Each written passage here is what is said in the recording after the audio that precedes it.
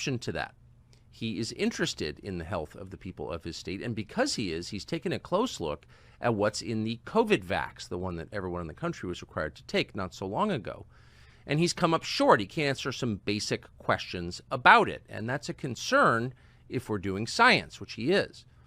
And so he has now called on doctors to immediately stop giving the mRNA COVID vax to their patients, and for a very interesting reason that you should know about. Here's his statement. We're quoting.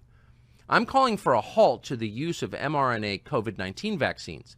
The U.S. Food and Drug Administration and the Centers for Disease Control and Prevention have always played it fast and loose with COVID-19 vaccine safety. But their failure to test for DNA integration with the human genome, as their own guidelines dictate, when the vaccines are known to be contaminated with foreign DNA, is intolerable. Think about that. It's one thing if it gives you a heart attack. If it tampers with your DNA in some way, now we have a real problem, considering 1 billion people got it. So in a recent interview about the mRNA vaccines, the Surgeon General of Florida described them this way. These vaccines have DNA in them. Everyone knows what DNA is. They're contaminated with DNA, and that's not necessarily a big deal. But it's a problem with these vaccines because the DNA hangs on with the mRNA and goes into people's cells. So this is a completely different risk analysis than other products that have had DNA. These vaccines are honestly, they're the antichrist of all products. The antichrist of all products. The Surgeon General of Florida joins us now to explain what he means. Doctor, thank you so much for coming on. I remember at the beginning of the vax mandates, there were people on the fringes, as we say, who raised questions about the potential of this drug, this brand new, this novel vaccine, which wasn't really a vaccine, to affect people's DNA. And they were immediately described as crazy. Tell us your concerns, if you wouldn't mind fleshing out a little bit what we saw in that clip. You know, it's so interesting to hear you say that, Tucker, because I had the same impression when people very early on were citing concerns about DNA. I think that really what was happening is that their intuition was informing them about a potential problem with these vaccines. And, you know, you showed that clip there. This one is sometimes I feel quite guilty dragging people through the scientific details, but I try and do it at a level that hopefully won't bore people to death or be too painful, because it is a very important issue, and it's not a complicated issue. And it's important for people to recognize the difference between the honest facts, which is what I'm sharing, and the spin and dodge and look over here that you hear Dr. Califf at the FDA and other, Dr. Offit, other people sharing. So it's actually very simple. We all know what DNA is. This is our genetic blueprint, our gift from God. And this DNA can be affected, and that can be obviously a very bad thing. Sometimes it's affected in a way that makes people sick. Sometimes it can even be affected in a way that leads people to pass on characteristics to their offspring. In this particular case with the mRNA vaccines, they have DNA in them like many other vaccines or other biologic type of medications. And that, as I've said previously, is not such a big deal, because fortunately DNA is not some big hairy monster that can live forever when it's foreign in people's bodies. Our bodies have lots of mechanisms to break them down. But the problem here is that for the same reason that scientists won a Nobel Prize, this DNA isn't like other DNA in terms of having a very hard time penetrating into cells. This DNA hangs on with mRNA in that lipid nanoparticle that people hear and frankly probably roll their eyes over.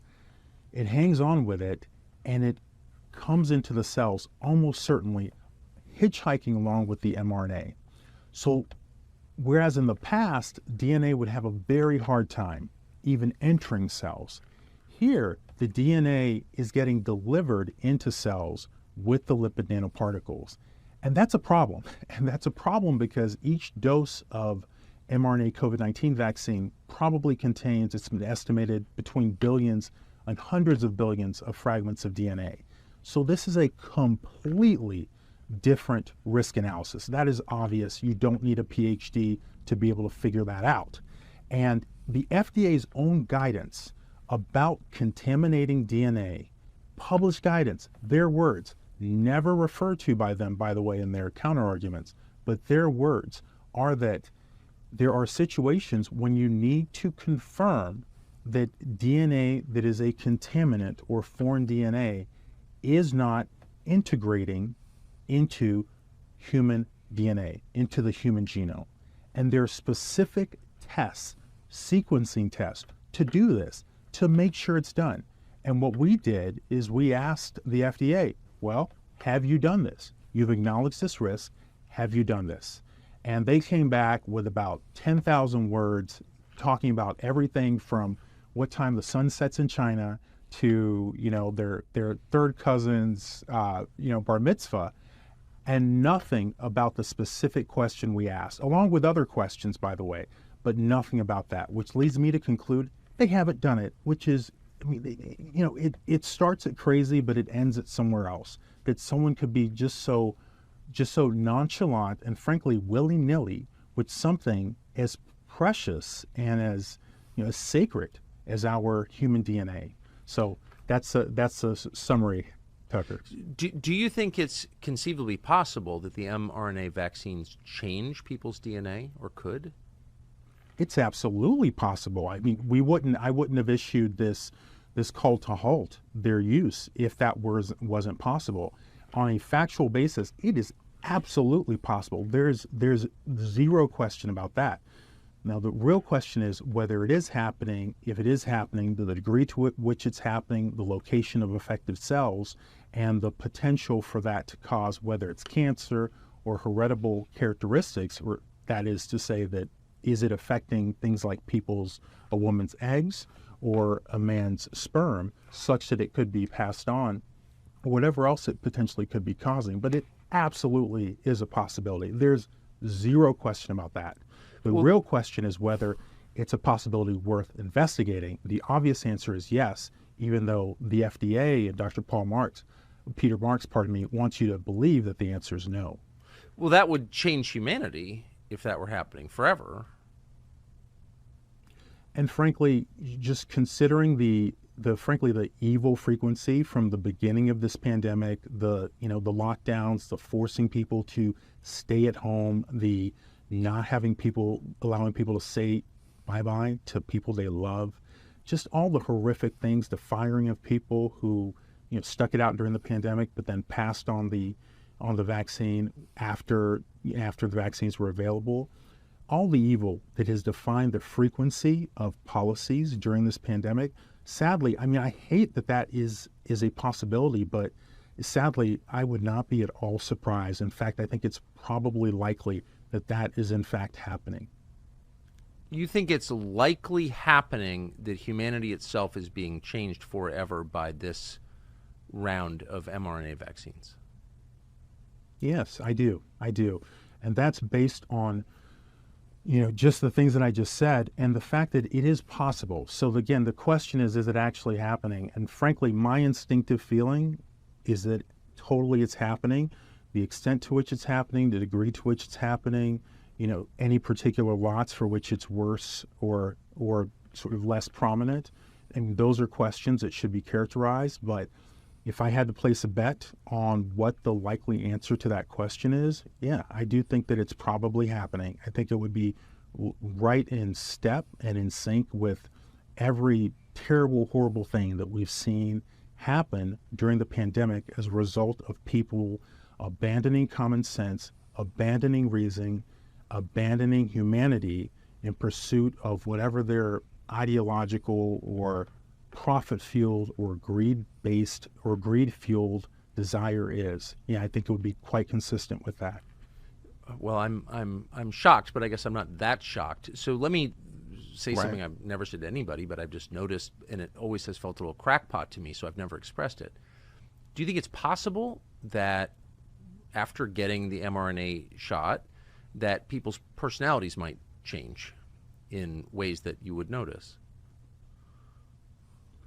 We're going to enter a spiritual domain here, Tucker. So I am, as you know, I went to medical school at Harvard. I got a PhD while I was in medical school. I've had multiple NIH grants, did research full-time along with taking care of patients before entering this position as Surgeon General of Florida, thanks to Governor DeSantis.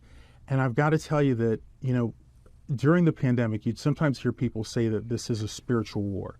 And it's a funny thing for people to say, but instinctively and intuitively, I remember the first time I heard it sort of yelled out in the middle of a press conference with Governor DeSantis out here in, I think, Bradenton, Florida. I responded immediately that yes, to the person in the audience who said, yes, it is a spiritual war.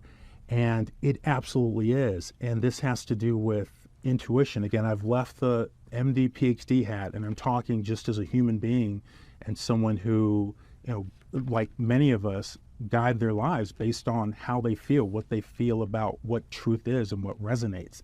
And I got to tell you that truly, I think in terms of the toll, we've heard different estimates for their potential contribution to excess mortality. I think that probably is the case, that they contribute.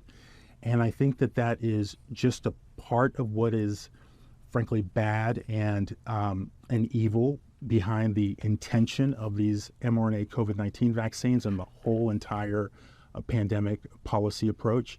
And I got to tell you that I do believe that it can change things that you would not expect to change from people just taking a typical vaccine like the flu vaccine. So not just their physical health, but also their mental state. I mean, I guess why wouldn't it? Right. Yeah. And I actually wouldn't say so much mental. And again, we are, this is Joe, the dad, and the husband and the man speaking with you here. But there's unfortunately there's absolutely an evil underlying frequency to these products. And, it's something that I felt early, but just over time and frankly, with my own spiritual development and spiritual growth and power, in terms of my connection to, God and other people, and just to the gifts that God gives each of us, and with each of us having different degrees of access to those gifts because of our journeys in life. These mRNA COVID-19 vaccines, and I'm not talking about the technology in general. I'm not talking about other technologies. I'm talking about these particular products. Unfortunately, yes, early on, no doubt, were they effective at reducing illness from COVID-19? Yeah, the data were very strong. Now it's completely unclear. There's data that actually points the opposite direction in terms of negative effectiveness and lots of other problems. But despite what they may have provided in terms of benefits specifically targeted toward COVID-19 illness or death, they have caused much worse in terms of not only adverse events, but also, again, at a spiritual level, there's something that I intuitively am certain is wrong with this particular technology and these particular products. Well, of course, I couldn't agree more. But back just briefly to the public policy questions around this. So, one, didn't the U.S. government, the Biden administration, the Trump administration before them, have an obligation to tell the population, to tell the world, this product that we're going to force you to take could change your DNA, or that foreign DNA is going to enter your cells? I mean, because I think we know that to be true. And I don't believe absolutely that anyone knew that in the public. Why wouldn't they tell us that? Yeah, so you're right. Pardon me. And, it goes back to the Trump administration and, Dr. Fauci and other people who were involved in Operation Warp Speed. And it goes all the way back there. And, again, Tucker, I think what what helps make this make sense, a sad sense, is that, you look back at the forces, incredibly powerful forces that were exerted and projected on the earth. And, and the populations on this earth at the start of this pandemic, incredibly powerful forces in terms of their imposition of a view about how to approach the pandemic that consumed everything. And part of what it consumed was common sense. Part of what it consumed was prudence. Part of what it consumed was good judgment. Part of what it consumed was human-centeredness. Part of what it consumed was heart-centeredness. And so when you have all of those things happening, then stuff that's obvious, like, there's DNA and, now it's with lipid nanoparticles. So it's not like other vaccines. This is DNA that is almost certainly going to make it into your cells. Billions of fragments of it with each dose. And this is not even mentioning the SV40 enhancer promoter DNA that was part of Pfizer's, that is a specially bad type of DNA in terms of entering people's cells. Those are obvious questions, but with all those forces that were exerted, and unfortunately no force that was loud enough and strong enough to counterbalance it. There were people that you know of, I was one of them too, who early on were saying, this doesn't make sense, slow it down, slow your roll, let's think about things, let's be sensible, let's be human-centered. Those voices were no match at that time for the forces that were being exerted and pressed onto the consciousness of the population. And so basic important things never got asked, like, what do you do when you close the lockdown? What does it mean when you stop kids from being able to play outside? What does it mean when you stop young people from being able to pursue their dreams and their education and whatever other pursuits they have in mind? Those things were squeezed out because of the forces that were in place. Really one of the most shocking conversations I've ever had in my life. The Surgeon General of Florida, Dr. Joseph Lapado, thank you very much for joining us.